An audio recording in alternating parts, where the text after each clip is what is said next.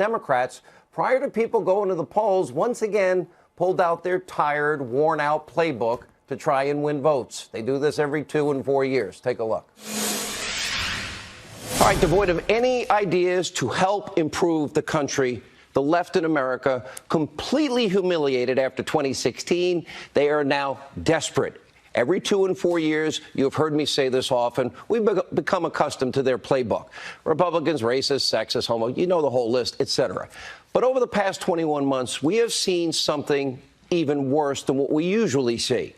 Name-calling, identity politics. That just wasn't enough. Instead, we've watched the left for 2 years now vilify this president, any conservative, any Republican, now calling on their supporters to literally create crowds, confront so-called evil opponents that happen to just disagree with him. Hillary Clinton said, you can't be civil with a Republican Party member that wants to destroy American values.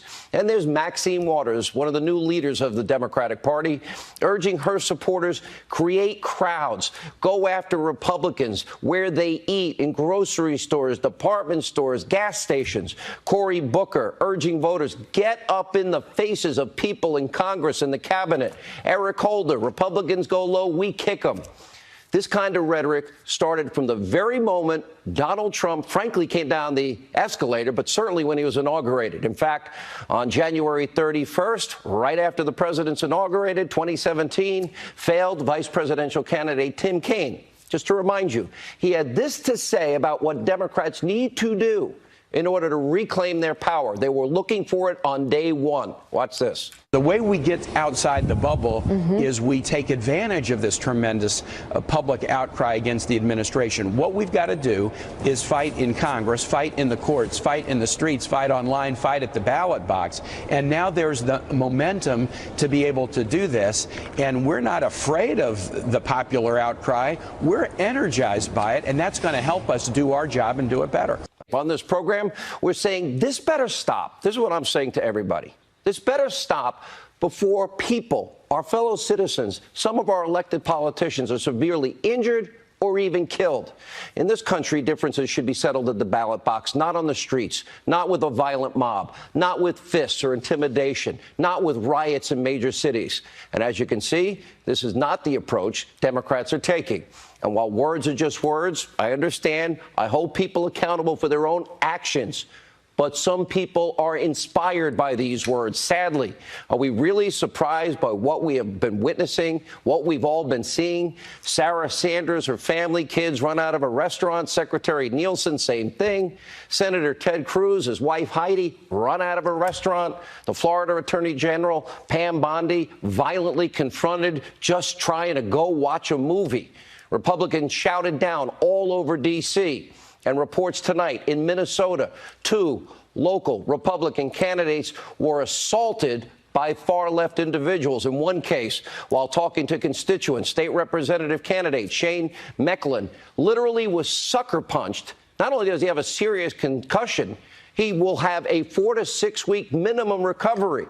He says this is not what he signed up for. No kidding. A few days earlier, while campaigning door-to-door, state representative, Minnesota, Sarah Anderson, she was punched by a person claiming to be an anarchist. And meanwhile, in Nevada, a Democratic operative arrested after violently assaulting GOP campaign manager Kristen Davison after a political event in Vegas. Nevada's Attorney General, now the Republican gubernatorial candidate, called this a new low for politics in Nevada. And last night, Senator Lindsey Graham, he talked about how he was actually spat at during the anti-Kavanaugh protests. Listen, a threatening package was sent to Susan Collins' home with contents they claimed to be ricin, a poison that can kill people. Her staff receiving thousands of coat hangers, other horrible threats via phone. Make no mistakes. What we're seeing here is the left unhinged in America, and they've been unhinged the day that Donald Trump announced, certainly the day he won, and the day he was inaugurated, and they have not stopped. They are hoping that this vitriol, this hatred, where they even get rid of due process and the presumption of innocence, they're hoping this is what carries them into November. And if Democrats take the House, I've been telling you, and it's true, impeachment will be on the table. They just keep begging Maxine Waters, just keep it a secret. Just like the Center for American Progress says, don't talk about ever immigration. It's a losing issue. Just pretend you're somebody you're not. How does that help the American people? What does that do to create jobs? How does that make us more prosperous? How does that make us and our families more safe and secure? We see it every 2 and 4 years. Racist, sexist, you've heard my list. But this time it's even worse. Now the mainstream media literally trying to link President Trump, Fox News, talk radio, everyone they disagree with and hate anyway, with vile atrocities, with an anti-Semitic attack that took place in Pittsburgh. I'm not making it up. We've got the tape.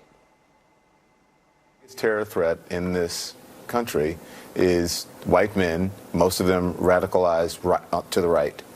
And we have to start doing something about them. Yeah, if you guys stop saying mean things about me, I'll stop inciting angry lunatics to kill you. Deal? Whether the president knew what he was saying, the alleged gunman certainly heard something that resonated. What Trump is doing is stoking and inciting for the purposes of political power, the worst amongst us to take action in his name. Anybody who sits there and says that there is not causality between these events and the incitements is as dishonest as they are blind. I don't think you have to be a rocket scientist to draw the lines between these people and the rhetoric that is being parroted by the president of the United States right now. The racists and the anti-Semites think that he's perfectly tolerant of racial violence and anti-Semitic violence. Yeah, the president, the most pro-Israel president in our lifetime. Ask the prime minister of Israel. Ask Ron Dermer. They're pointing it out. And to blame individuals like this is beyond hateful. We'll get to that later. Also, we have anti-Trump hatred. It's become so unhinged, even the rabbi from the synagogue that was attacked, he's getting hate mail. Why? Because he's meeting the president who's going to mourn the lives of innocent people killed. Take a look. When I first said that the president was welcome, I've received a lot of email, too numerous to count. I can't keep track. For every email I read, 2 appear as I'm reading that one, so I just cannot keep up with it. I've received many emails that are not happy with those words. The thing that saddens me is those emails also contain hate. And it just continues in this vicious cycle. Hate, promulgating more hate, promulgating more hate. And that's just not the solution. We need to be better than this. Pretty despicable. We do need to be better than this. The violence has got to stop. The threats, the intimidation have no place in this country. Sadly, many on the left, political differences now just demonize somebody you disagree with. To them, Republicans are evil. The president is evil. Fox News talk radio is evil. It's why you see this kind of rhetoric over the top from liberals like, actor James Cromwell saying this week that there will be, quote, blood in the streets if Democrats don't take back power and destroy the president's agenda. Tried to walk it back. Good luck with that. This kind of rhetoric is not only surprising, it's regular. The left is using the politics of fear, division for decades. They want dirty air and water. Republicans want to take your grandma in a wheelchair and throw them over a cliff, and they want to kill children. It's nothing new. This is their playbook. Don't take my word for it. We have been chronicling a history of slander, character assassination, character bludgeoning by the left for now, as we begin our 23rd year, for decades on this program. Take a look.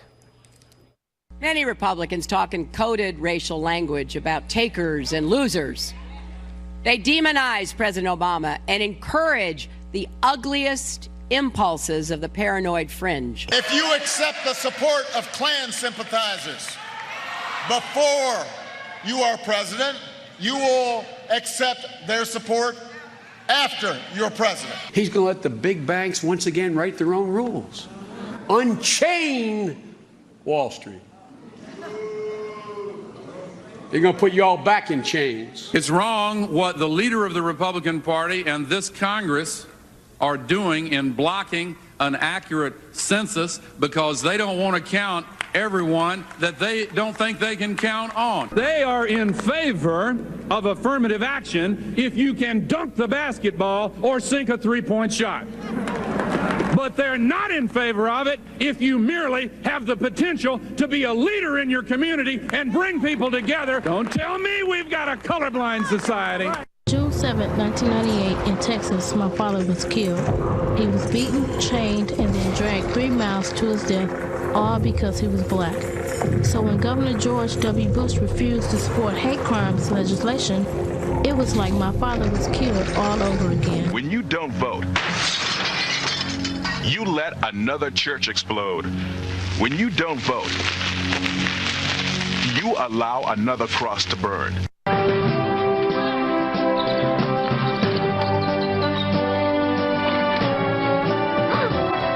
And then you got their plan, which is let's have dirtier air, dirtier water,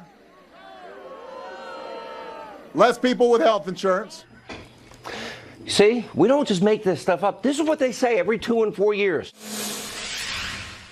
And here's my opening monologue from after the midterms, breaking down what the results mean for the president, Republicans, and the country.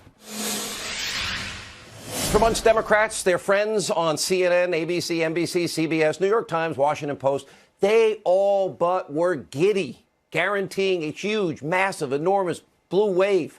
They predicted that Americans would send a message to President Trump. They acted like Republicans have never been more unpopular, divisive, racist, sexist, and even worse. And guess what? Again, they were completely wrong. That blue wave never happened. Tonight, we do have a split Congress. Democrats picked up seats in the House of Representatives. Republicans, main control, gained seats in the U.S. Senate, increasing their majority. Republicans were also victorious in the most high-profile races, where literally tens and tens of millions of dollars were spent. In Texas, Democrats, almost $100 million, a little less than $100 million, they used to defeat Ted Cruz. Didn't work out. His opponent, Bozo O'Rourke, got support from celebrities, Beyonce, Jimmy Kimmel. Well, that was all a waste because Senator Cruz was reelected last night. In Florida, socialist darling of the left, Mayor Andrew Gillum was bolstered by a visit from Obama, a campaign concert even with Jimmy Buffett. Nearly every single poll predicted a Gillum win. Again, they were wrong. Republican Ron DeSantis supposedly had no chance. He is now the governor-elect of Florida. Good decision, Florida. In the Senate, Republican Rick Scott, he won against Democratic incumbent Bill Nelson. By the way, Nelson's being a bit of a crybaby. He wants to challenge the seat, wants to recount. Scott is up by tens and thousands of votes. That seat is now Rick Scott's. That's Senator Scott from Florida. In Georgia, former President Obama campaign, Oprah Winfrey campaign, even went door to door for Democratic gubernatorial candidate Stacey Abrams. Well, pro-Trump Republican Brian Kemp, he is over the 50% mark. That means there will be no runoff in the state of Georgia. Another win. Now, of course, one of these things that they all have in common is President Trump campaigned in all these states. He was in Georgia, Florida, Missouri, Indiana, Tennessee, North Dakota, Texas, where Republicans took home statewide victories. Now, Republicans will pick up what looks like a gain of 3 seats in the U.S. Senate. That is massive, especially when you look at the historical perspective. Democrats will get a net gain of around 35 seats. That gives them control. They needed 23 for the control of the House, but some results are still pending. Now, let me put this in perspective. Republicans actually had what is an amazing, historically speaking, election night. Now, remember, 44 House Republicans retired. That's a massive number. But here is the history. Here are the headwinds that very few people ever talked about. Let's go back. Let's start with 2010, Barack Obama's first midterm. Look at that. Democrats lost in his first midterm 63 seats in the House, 6 seats in the U.S. Senate. That's a total of 69. In 1994, Clinton Democrats lost 52 seats in the House, 8 seats in the Senate. That's a net loss of 60. Even Ronald Reagan, 1982. He'd only been in office 2 years. His first midterm, Republicans lost 26 House seats and gained 0 seats in the Senate. Since 1914, look at this. The president's own party has only picked up seats 3 times during the midterms. 3 times in over 100 years. We knew this going in. And during the same period of time, Donald Trump is only the 3rd president to gain Senate seats while losing seats in the House. And Trump campaigned for senators. He went state to state for those races he could campaign for. He couldn't go out and go to all 435 House districts with 435 different House candidates. That would be physically impossible. Now, keep in mind, during Obama's 8 long years in office, look at this.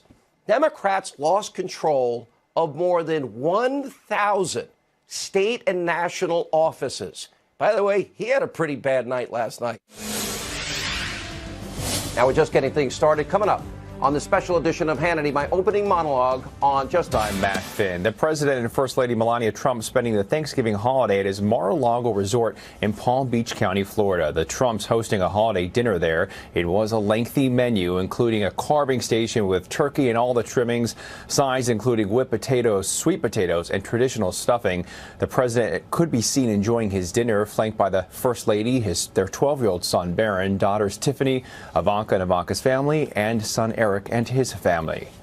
The Vatican Christmas tree arriving outside St. Peter's Basilica Thursday. It was installed in the middle of St. Peter's Square. The tree is from a forest in northern Italy and is slightly more than 75 feet tall. Most pilgrims to St. Peter's were impressed with the giant fir. The lights will be turned on during a ceremony December 7th, and it will stay there until January 13th. I'm Matt Finn. Now back to a Hannity special.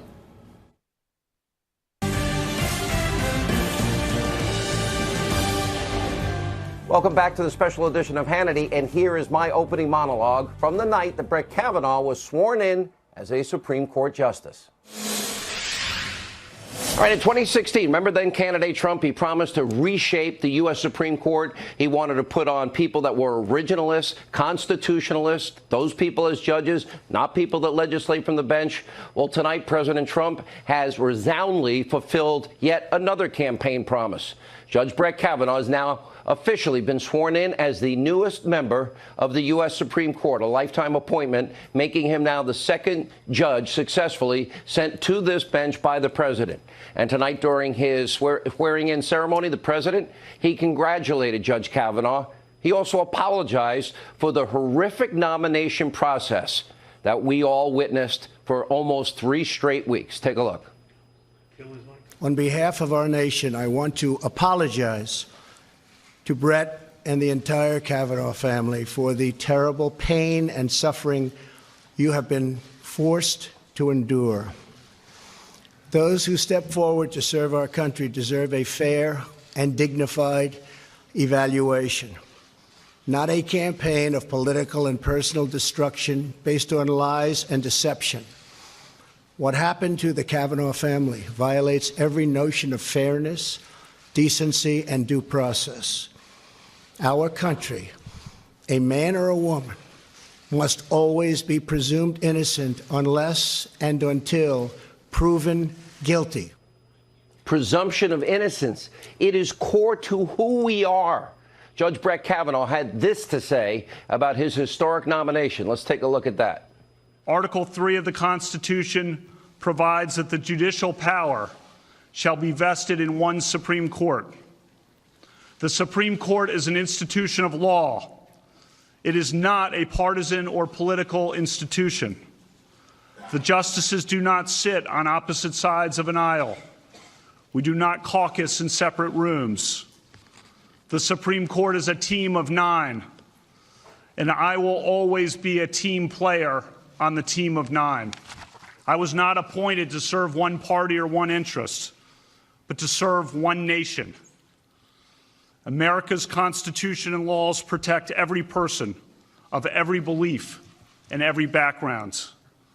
Every litigant in the Supreme Court can be assured that I will listen to their arguments with respect and an open mind. Now, in the face of one of the most despicable, disgusting political hit jobs ever in our history, well, Judge Brett Kavanaugh just made history. Now, from the very beginning, the day that Justice Kennedy announced his retirement, right here on this program, I warned you all of this would happen.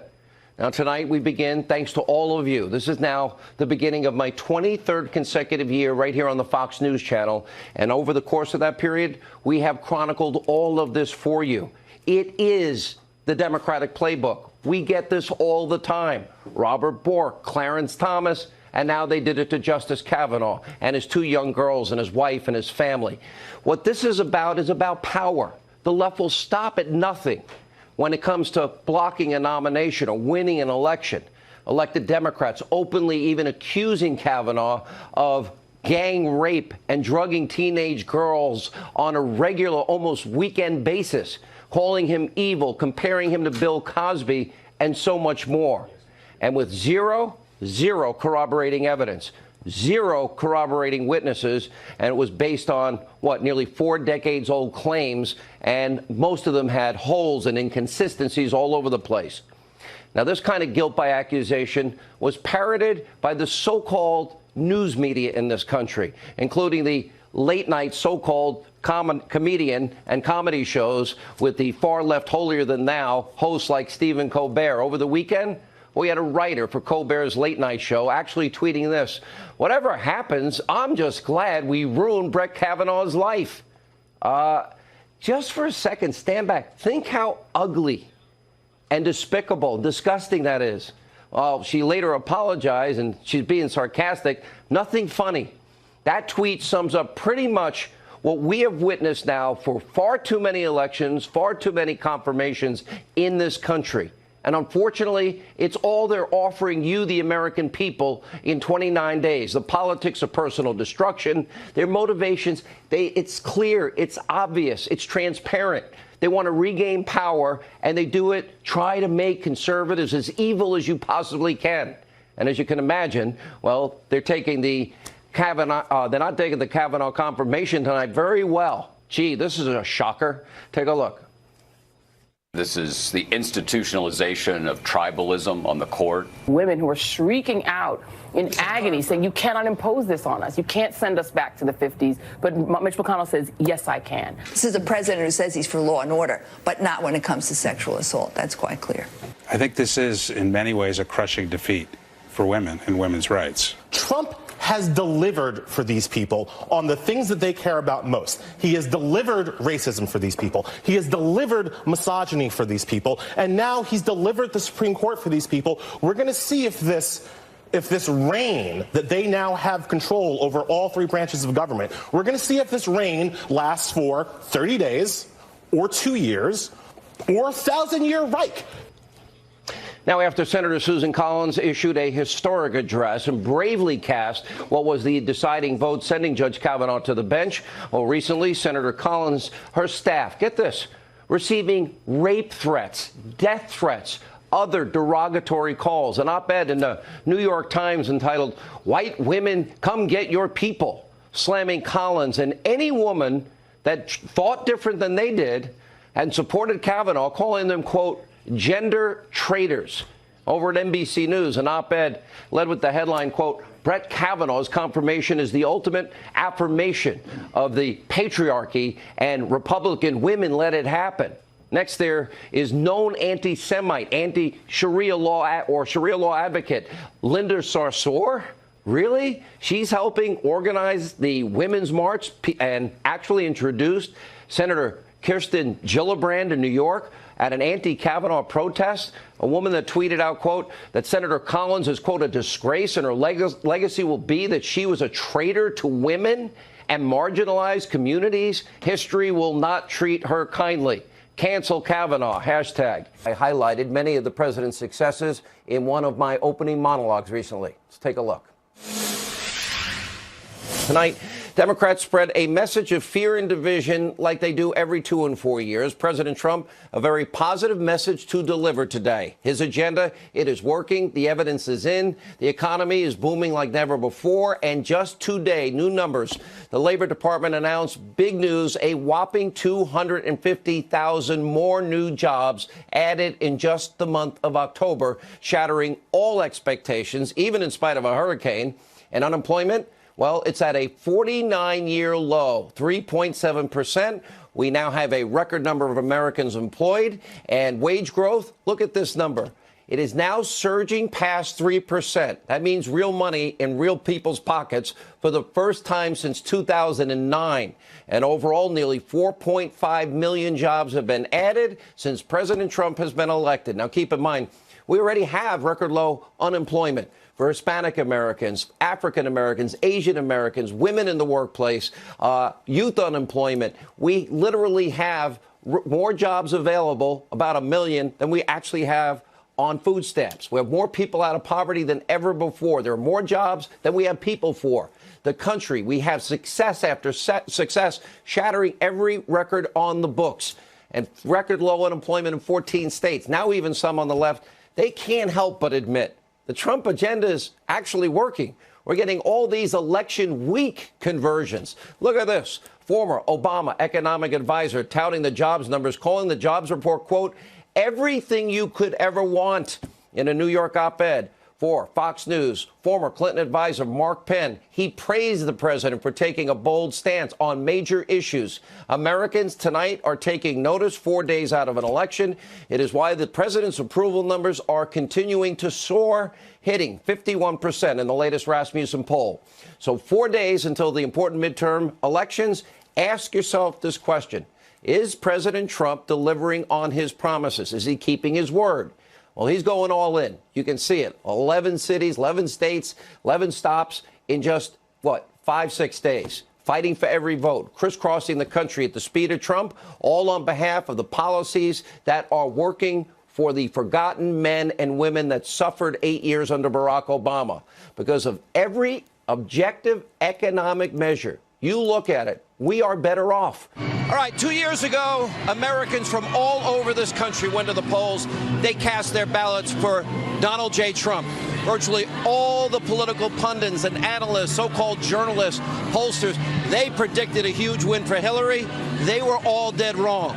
Americans, the voters, you shocked the world, and ever since, well, the Trump agenda has been paying massive dividends in just 2 short years. And this all comes as President Trump slashed regulations, promises made, promises kept. It comes after he signed the single biggest middle-class tax cut in American history.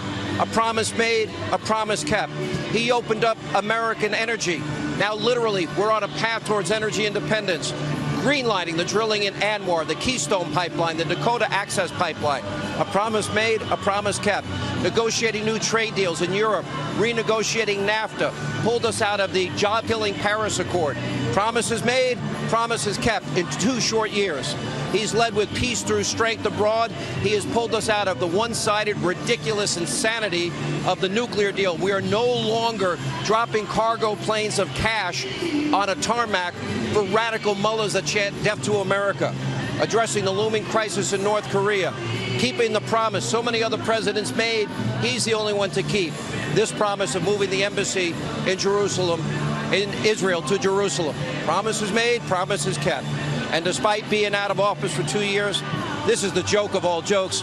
Watching Obama this weekend, Obama with the worst record of any president in modern history, which I will point out, he's now trying to take credit for Trump's success. Watch this.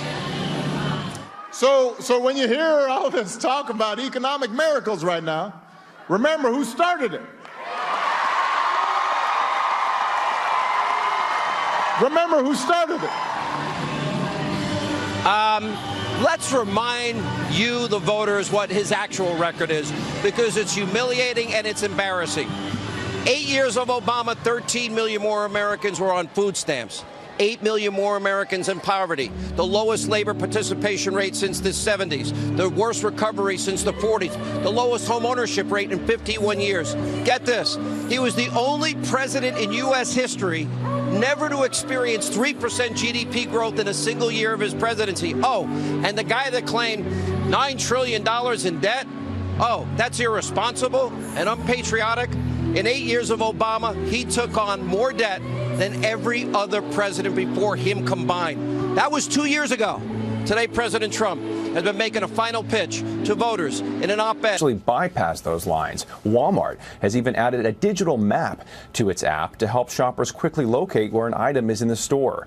One industry advisor says retailers are pulling out all the stops to get their shoppers either online or in stores. Analysts say Black Friday sales are expected to hit $21 billion this year. I'm Matt Finn. Now back to the Ingram Angle Special. And welcome back to the special edition of Hannity. I warned you this could happen. Now that the midterm election is over, we're starting to see what Democrats and their real agenda will be, the ones they were hiding. I broke it down in these opening monologues. Take a look. The modern Democratic Party, the left wing in this country, is in a very sad and frankly alarming state. Night after night, right here on this program, we have documented their hard left turn. And with very few exceptions, the party is now devoid of any moderation, any moderates, no diversity of thought, no ideological differences. Everybody else that thinks differently, they're vilified. They offer no solutions to help the forgotten men and women in this country and solve our problems. Now, they call those who disagree with them evil. They have ginned up hatred and fear all across the country. And now many top Democratic leaders, they're going further, urging supporters to take vengeance against those that dare to disagree with them. This includes the former Attorney General, Eric Holder. Watch this. Michelle Obama, I love her, you know. She and my wife, like, really tight, which always scares me and Barack. But Michelle always says that, you know, when they go low, we go high. No. When they go low, we kick them.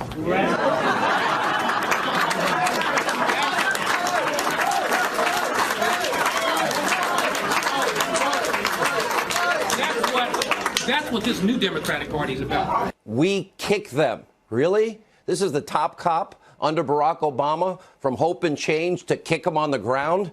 Now, of course, Holder is not alone. That kind of despicable, disgusting rhetoric has been echoed by so many top Democrats. Watch for yourself. You cannot be civil with a political party that wants to destroy what you stand for, what you care about. That's why I believe if we are fortunate enough to win back the House and/or the Senate, that's when civility can start again. If you see anybody from that cabinet in a restaurant, in a department store, at a gasoline station, you get out and you create a crowd.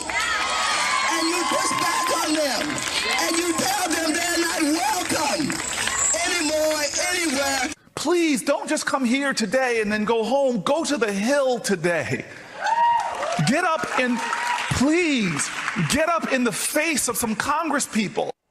You know, with rhetoric like that, is it any surprise that Republicans across the country have been literally harassed by angry mobs, left-wing activists? Just a few days ago, we witnessed members of Congress getting shouted down on Capitol Hill, harassed in elevators, stalked in airports, run out of restaurants, and even one instance where a Republican congressman was assaulted inside his own office after a horde of protesters kicked in his door.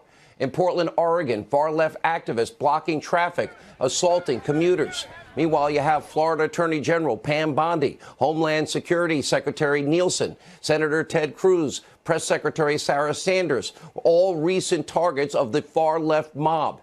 But over at fake news CNN, their word police, well, they've taken over. Believe it or not, some of their hosts are actually shaming guests for using the proper term, which is mob. Would they want their liberal friends run out of restaurants like Sarah Sanders, Pam Bondi, Secretary Nielsen? Watch this. When you see people like Ted Cruz getting chased out of restaurants by a mob. Oh, you're not going to use the mob word here. It's totally a mob. It is without a doubt. There's no other word for it. It's a go watch. Put up the video mob. Of Ted. Stop. That is mob behavior. How many times has that happened? Everybody stop. Matt, we already did that. We already said they weren't mobs. No, it's not mob behavior. It's people who are upset and they're angry with the way the country is going and the policies that these people. Will you let me finish, Matt, please, before you jump in? Okay. While the left-wing media, fake news CNN, they're asking you not to believe your lying eyes. You, the American people, of course, you know better. Your head is not buried in the ground like theirs, and you know a mob when you see one. We believe survivors. Beto is way hotter than you do. We believe survivors. We believe survivors. God bless you. We believe survivors. God bless you. Let my wife through. Kirsten Nielsen is in a Mexican restaurant of all places. Goal. Shame on you. Shame. Shame. Shame. Why are you separating families? Why did you leave my husband alone? I'm not trying to disrespect you, but why is he separating families? He's not. I'm not trying to disrespect you. I'm not trying to disrespect you. Yeah, brother. Yeah, you little white little. Really? Yeah. You're a little whitey, aren't you? The First Amendment. Get the out.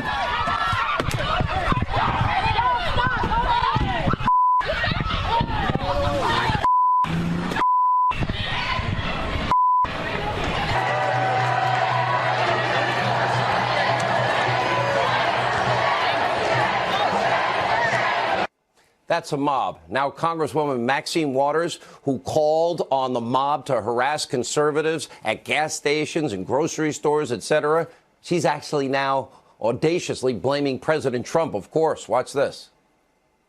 We cannot allow Donald Trump and anybody else to take protest away from us and to deem it to be violent and to try and make us look like a mob. They're trying to change the description of protest and call it a mob. Well, this president is the poster boy for what a mob protester looks like. He is, a matter of fact, he's the one who has been violent in his speech. This country is past due for the kind of protests that we have seen women do in the last few days. Now, to think that Congresswoman Maxine Waters could be a committee chairman if Democrats take back the House in 27 days, that brand of vitriol, that could have real consequences. Senator Rand Paul of Kentucky, he issued this urgent warning earlier. Take a look. When Democrats say get up in their face, they need to realize that there are a lot of unstable people out there. There are people with anger issues. There are people that are prone to violence. They might even live next door to you. You don't know where these people are. But what we shouldn't do is incite people to violence. The problem is rational people might back down. But what's going to happen when the guy comes with a gun to a rally or comes with a knife to a rally? There is going to be an assassination if this doesn't ratchet down. And I think the other side needs to really calm the rhetoric down. Remember, Senator Paul was attacked in his home. He was a senator whose private information was doxed by far-left activists. Senator Paul's wife, Kelly, now sleeping with a loaded gun by her bed. And sadly, many Republicans' private contact information, that is being made publicly available by extreme left-wing radicals. Democrats in the House, they're still planning to wage a never-ending full-scale investigation into everything. Let me make you a promise tonight. We will be watching every day. Let's see if they do anything for you, we the people. And by the way, they just want to attack Trump. They don't care about anything else. That's their top agenda item. Gerald Nadler, he'll likely be the chairman of the Judiciary Committee. Well, he's actually overheard on a train from New York to D.C. bragging about his plan to launch full-scale investigations again after 2 years into Russian collusion and plot to impeach Judge Kavanaugh. Good luck with that. Now, he's not the only Democrat plotting endless investigations. Likely incoming House Intel chair. He's really the biggest liar in Congress. Adam Schiff wants to be a TV host on MSNBC. He has similar plans. Take a look. While the Republicans walked away from the investigation, the Democratic minority has continued, and we've been bringing witnesses in, and we've been learning more, and that work won't stop when we take the majority, but we will be able to get answers the Republicans were unwilling to pursue, records that the Republicans wouldn't ask for. The question, though, that I don't know whether Mueller has been able to answer, because I don't know whether he's been given the license to look into it, is were the Russians laundering money through the Trump organization? And that will be a very high priority to get an answer to, for the reason that if they were doing this, it's not only a crime, but it's something provable, something that the Russians could hold over the head of the President of the United States. Oh, and let's not forget about Congresswoman, Impeach 45, reclaiming my time, Maxine Waters. She's now hoping to become the next House Financial Services chairwoman.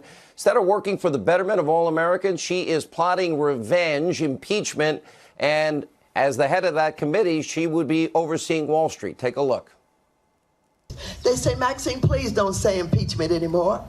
And when they say that, I say impeachment, impeachment, impeachment.